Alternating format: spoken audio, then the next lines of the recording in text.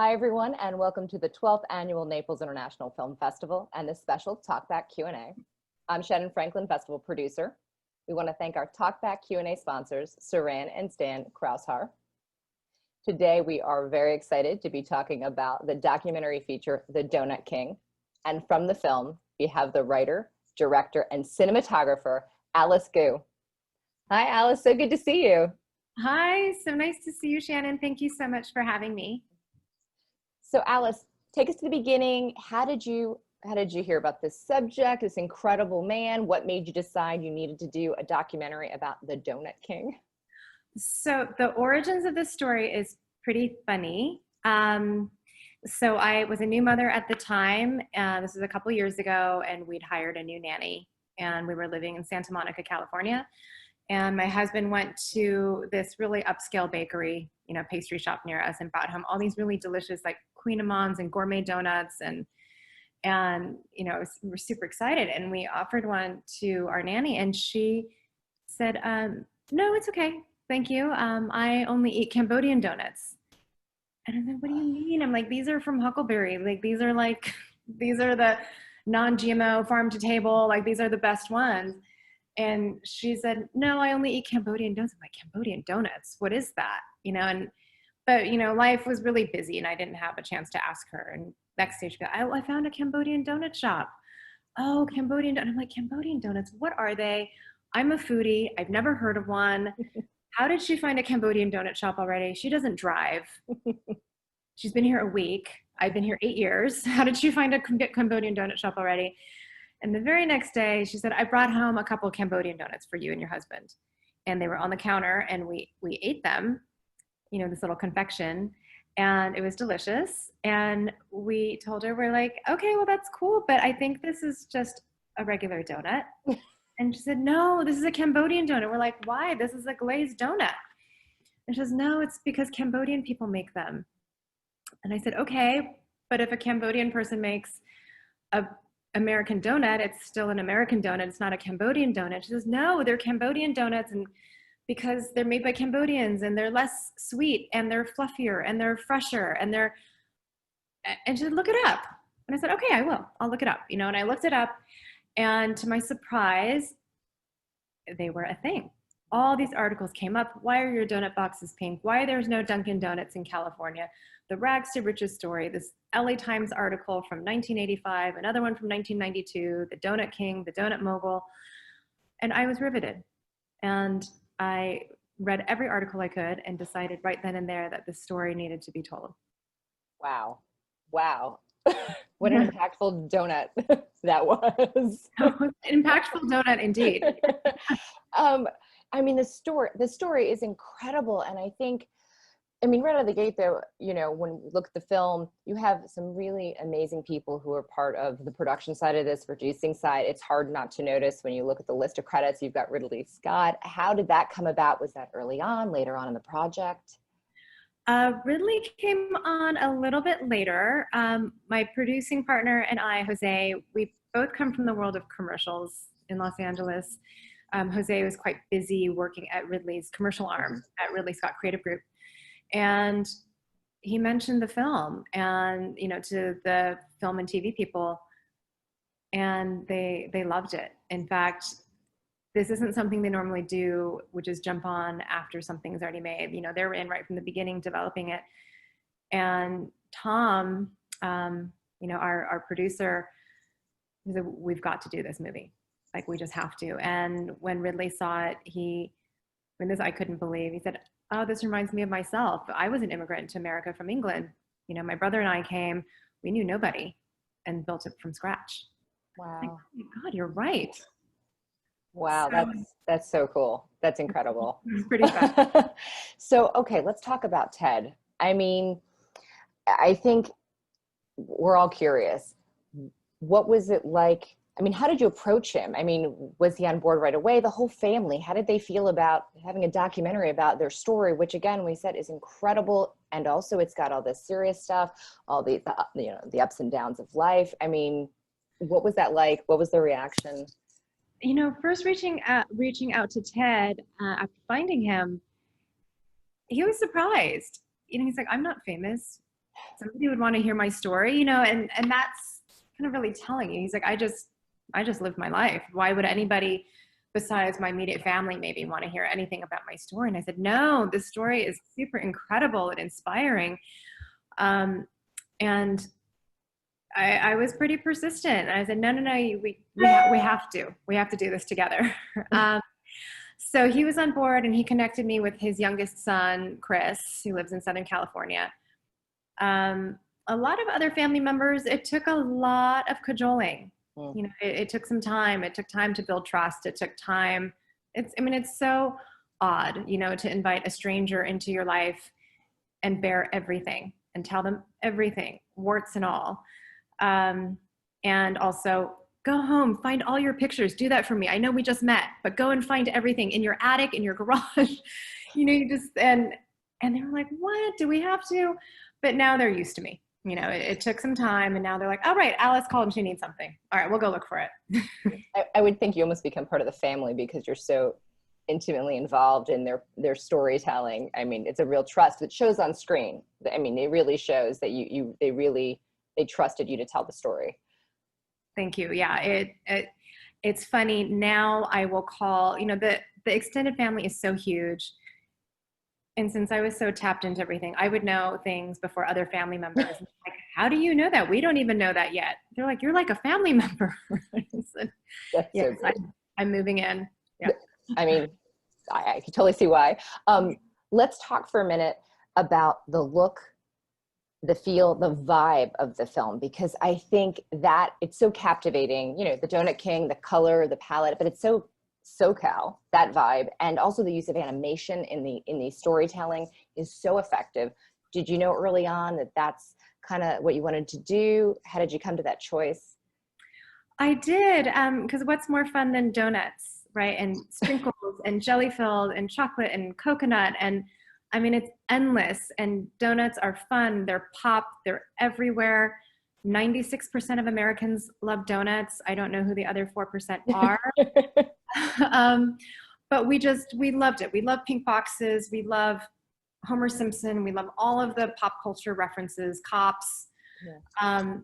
Donuts are everywhere, and we don't even really think about them. We kind of take them for granted that they're there and everywhere. We don't think about where they come from. And so that's why I was so fascinated with this story, that hiding in plain sight is this incredible story, and that deals with our country's history and world history and kind of this universal, you know, immigrant story. And I found it so moving, but we had this really fun component. And also, you know, that Ted and the family from Cambodia, and it has such a heavy history and such a heavy past. And I knew that we had to get into that and talk about war and genocide and loss of family members and hunger. You know, that's pretty heavy subject matter. And it can be quite depressing, of course. But I just knew that I had this ace up my sleeve. I could always bring it back to donuts. So I really wanted to take the audience on a journey and just be like, oh my God, all right, we bring it back to donuts, and we're gonna go down, we bring it back to donuts. And in making it so pop, that was a nod to just, again, how pervasive donuts are. And they're everywhere, and we love them. And we think of them as this kind of, you know, this empty calorie sweet treat that doesn't have much significance. And, you know, it's made to kind of look that way and look soft and fluffy. But for a number of people, it was a lot more than that. Yeah, and I think, I mean, it is incredible the way that you're able to draw in the audience with the fun, the love of it, the foodie, the colors. But as you said, there's this really important story, a difficult story. You need it for the context of Ted's journey, but also history. And I do think that makes it easier to invite an audience in, get comfortable, and then talk about some really difficult subjects that are important. But to take us on a ride at the end, it feels hopeful. And I think that is not an easy thing to do. And approaching those subjects. So, I mean, you have archival history in there, like the research on that, as, you know, to share that point of the story. And then after, as we move through the story, you go to Cambodia. You go to Cambodia, you're there with Ted. Can you talk a little bit about what that was like? Yeah, I really wanted to show Cambodia as as it is, which is a really beautiful and robust country, and that just went through a really, really very difficult period of time. And that I really wanted to show that these people, they didn't really want to leave there by choice. Nobody really wants to leave their home. And even in our research on refugees and what we think of as the comforts of home and what someone else's home, which might seem uncomfortable to us, that's still their home. Mm. And nobody wants to leave their home willingly. And I wanted to show that this was a country that smelled of mango flowers and had fish and everywhere, and was beautiful and fragrant. Everyone was so kind. And this was a very beautiful and peaceful, happy place until it just wasn't anymore, and they had to leave. I also wanted to show another perspective, for the casual viewer. What do we know about Cambodia? Okay, maybe we know, there's Angkor Wat, maybe Tomb Raider. We know, maybe we've casually heard about Pol Pot and maybe some genocide, but we don't really know that much about it. Yeah, I mean, and it's so important, and as you said, though, to give context and history, but then also to show the other side of the incredible spirit of people to overcome things, to work hard. And as you said, Ted was here in the US, didn't know anybody, didn't have anything, and in a few short years, he becomes this incredibly successful person, which is the American dream, which shows that anything is possible. And it is such an inspirational story. Yes, along the way, there are some bumps that happen. You show the good and the bad of that journey. But I think it's a very honest perspective. Was that at all, was Ted or anyone in the family worried about showing that part of it as well? That side? I was very straight up with the family from the beginning. So this is not going to be a fluff piece. I'm not interested in just making a film about a saint, because a saint he was not. He did a lot of good things, but he was a flawed and complicated man. And I think that's also what makes the story so interesting. And I just told him, I said, I'm going to do this, but my way, it's going to be everything, the good, the bad, the ugly, and the truth. But I think that's really important because that's how we learn and grow. Absolutely. And it makes all the other parts so much sweeter, to the yin and the yang, sweeter. Look at that play on donuts. Look at that. Well, you're right. Shannon. Well Thank done. you. It all comes back to donuts. I'm happy to do that anytime. And I think, just speaking to the history of donuts, I lived in LA for over 10 years. There are tons of donut shops. I knew none of this, it's, so you also give us a really interesting, history of this confection that we all love and maybe, don't think too much about. And now the context you've given us for the joy that we have. And as you said, there's a whole group of people that it literally saved their lives, gave them opportunity. And that just, I don't know, makes it even more wonderful and makes you want to eat more donuts, and a great reason to go back to LA and eat those donuts. But to support these people who found a skill set and a home here. And I think you did a really beautiful job illustrating their stories as well and sharing their journeys. Donuts they're a lot of fun, and there were some difficult decisions we had to make in the editing room, including a lot of the history of donuts. I spoke to wonderful food historians. I mean, my mind was blown about, this is interesting. Just about every culture in the world has some sort of fried dough sweet treat. This is just a comfort food for just about anyone. But they think the donuts first got here, they think it was from Dutch. It was from the Dutch. And then they got really popularized during the First World War. And it was actually the Salvation Army girls would go and bring donuts to the front lines. And it brought morale, and all the soldiers came home and they're like, we ate these things called donuts out there.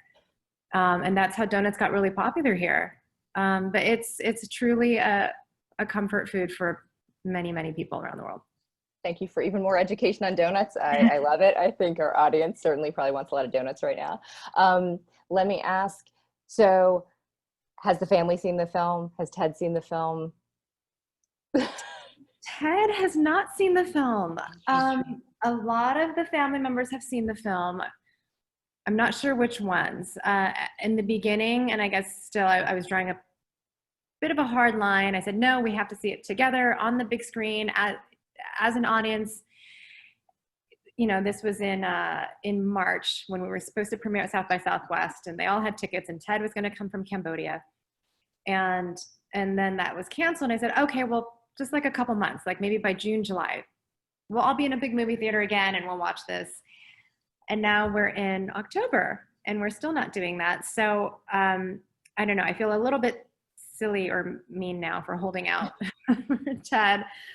I do hope we watch it together. I can send him a link. I just haven't done it yet because I just didn't want him to watch it at home alone on a laptop. I get it. But I imagine the moment that Ted does see it is the exact moment he's meant to see it, and it's going to be. And I really am certain that he is going to love and appreciate the story that you have put on the screen, because at the end of the day, I picture these images, big smile on his face. I think you captured so much of his heart and his spirit. So I have to ask, I think a really important question as we kind of, wrap up this amazing interview. Thank you. I know our audience is going to want to know, did you eat a lot of donuts during the making of this film? Will you name names, flavors, and are you able to say any favorite donuts? And lastly, it's a three-parter. Do you still eat donuts today? We ate a lot of donuts. We love donuts.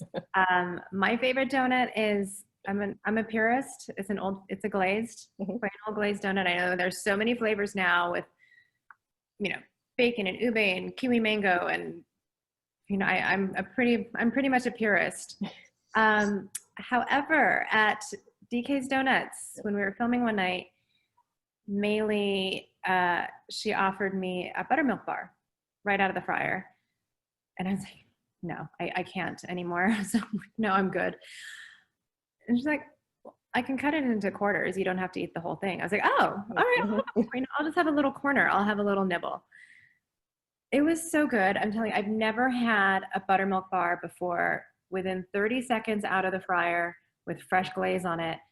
I was going to split that donut that was cut into quarters with everyone else. I didn't split any of it. I ate the whole thing. It was so good. I still dream about that donut. So that is a favorite. And also the Cronut O-Nut, a fresh one. They're both pretty out-of-body experiences when you can have them fresh. I think this is important to kind of wrap up around this, because our audience needs this information from an expert like you, because at this point, I really think that we can look to you to know where a good donut is. So in all seriousness, the film is just such a beautiful ride. It is such an important story. It is so lovely visually, and it really has such heart. And at this time, I just think it's just the film that people just are going to really enjoy and learn from. So what is next with the film, and what is next with you creatively? We are getting released October 30th, which is so exciting. We'll be released in theaters and virtual cinema. Since it is the year the way that it is, we don't, up until last minute, it's a little uncertain which physical theaters will be screening the film. And then right before Thanksgiving, it will be available streaming. So I hope that a lot of people after Thanksgiving turkeys will be watching The Donut King. And then next for me, we've got a couple things in the works, a film, a documentary about Puerto Rican musicians. So a little along the ways, if you remember Buena Vista Social Club and what that did for Cuba and Cuban musicians. We just love the music. A friend of mine had acquired a record label from New York Puerto Ricans back in the 40s and 50s. So this is like pre-salsa, and it's pretty incredible. So we've got that, and working on a docuseries as well. That all sounds very interesting, and we look forward to seeing what's next, and for you to stay in touch. And just once again, we just want to thank you so much for being here and taking the time to talk to us. And it's just been a great way to kick off our festival with the Donut King. So thank you so much. Thank you so much, Shannon. Naples, I love you. I wish I could be there so much to celebrate with you guys.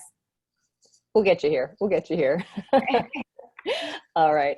Thanks so much. We'll see you all next time. And thank you so much for your ongoing support of Artist Naples and the Naples International Film Festival.